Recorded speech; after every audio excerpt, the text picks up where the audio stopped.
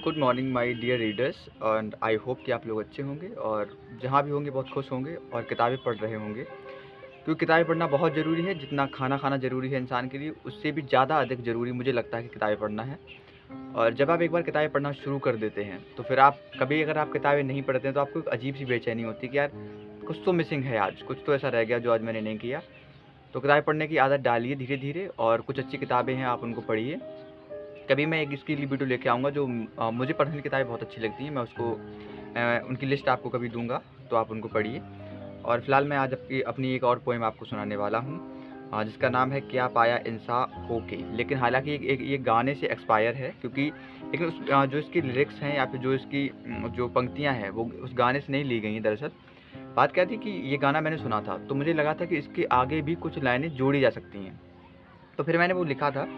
तो लेकिन उस गाने से इसका कोई लेना-देना नहीं है, क्योंकि ये मैंने पर्सनल खुद लिखा है, ना कि इस पे कोई कॉपीराइट वगैरह लगेगा, क्योंकि ये मेरी खुद की ही कविता है और इसकी लिरिक्स और इसकी रिदम और इसका जो सब कुछ अलग है, पंक्तियाँ भी इसकी अलग हैं। तो मैं आपको सुनाता हूँ। So let's begin. झरने नदियाँ पवन के झोंके, सरहद कोई सरहद ना इन्हें रोके, सरहद तो इंसान के लिए है, सोचो क्या पाया इंसान होके। जब इंसान ऊंचाई पे है चढ़ता, तब सरहद बीच में है आ जाती। जब इंसान नीचे को गिरता, उसकी नाकामियत पर सरहद है मुस्काती। जब इंसान बढ़ता निडर होके, तब समाज की सरहद आके रोके।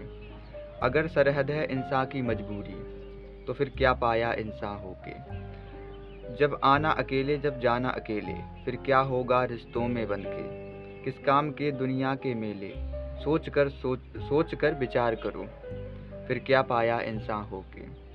जब इंसान है अंदर से टूट जाता, फिर समय आकर मरहम लगाता। फिर इंसान रोता अकेले होके, फिर इंसान करता समय को बयां, अपनी अपनी जवानी रो रो के। बताओ क्या पाया इंसान होके। सो आई होप कि आप लोग को अच्छी लगी होगी। तो ये वो गाना जब मैंने सुना था ना, तो मुझे सच में ये लगा कि इसके आगे भी कुछ लाइनें होनी चाहिए थी। और जब ये किताब पब्लिश हुई थी तब मुझे लग रहा था कि ये सफिशिएंट है, लेकिन आज जब मैं इसको पढ़ रहा हूँ, मैंने इसको पढ़ा, आपको सुनाने से पहले मैंने इसको एक बार पढ़ा था, तो मुझे लग रहा है कि इसके आगे अब और भी लाइन्स जुड़नी चाहिए। तो अगर आप लोग इसी तरीके से किताब को प्यार देते रहेंगे और आप पढ़ते रहेंगे, तो मैं बहुत जल्द इसका जो नया वर्ज़न होगा और इसमें बहुत सारी चीज़ें नई ऐड हो सकती हैं। मुझे आज लगता है कि हाँ, ये कुछ चीज़ें, क्योंकि जब आप आगे बढ़ते हो ना तो आपको लगता है कि यार बहुत सारी चीज़ छूट गई हैं। जैसे कि जब हम छोटी एज पे होते हैं, जैसे कि मान लीजिए हम बचपन में होते हैं, तो फिर हमको क्या लगता है जब हम बड़े होंगे तो हम ये चीज़ करेंगे। और जब फिर हम जब बड़े हो जाते हैं, फिर हमको लगता है कि हम उससे बड़े होंगे तब ये चीज़ करेंगे। और जब हम बड़े होके वो अपना बचपन देखते हैं तो हमें ये लगता है कि यार बहुत सारी चीज़ें थी जो बहुत, हम क्या सोचते हैं और क्या है, दुनिया कैसी है या कैसा सब कुछ है। तो इसी तरीके से राइटर के साथ भी होता है, क्योंकि जब हम लोग किताब एक लिख चुके होते हैं, उसके बाद हमें रियलाइज़ होता है कि यार इसमें तो बहुत सारी चीज़ें छूट गई हैं, या इसको हमें इस तरीके से लिखना चाहिए था। लेकिन जब तक वो पब्लिश हो चुका होता है तो हम लोग फिर उसके लिए एक नया एडिशन की जुगाड़ है कि नया एडिशन करके उसको लिख सकते हैं। तो बहुत जल्द मैं इसमें नया एडिशन जोड़ दूँगा, बहुत जल्द।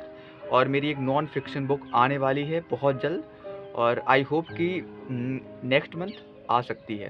तो आप लोग उसके लिए तैयार रहिए। और उसमें बहुत अमेजिंग जो कहानियाँ मैंने लिखी हैं, जो पूरी तरीके से रियल कहानियाँ हैं, और मैंने बहुत एक्सप्लोर करके उनको लिखा है और बहुत लोगों से मिल के बात करके और उनको समझ के मैंने लिखा है। तो आप आई होप कि आप लोग उसे भी इसी तरीके से बहुत पढ़ेंगे और कंटिन्यू मुझे यहीं पाएँगे।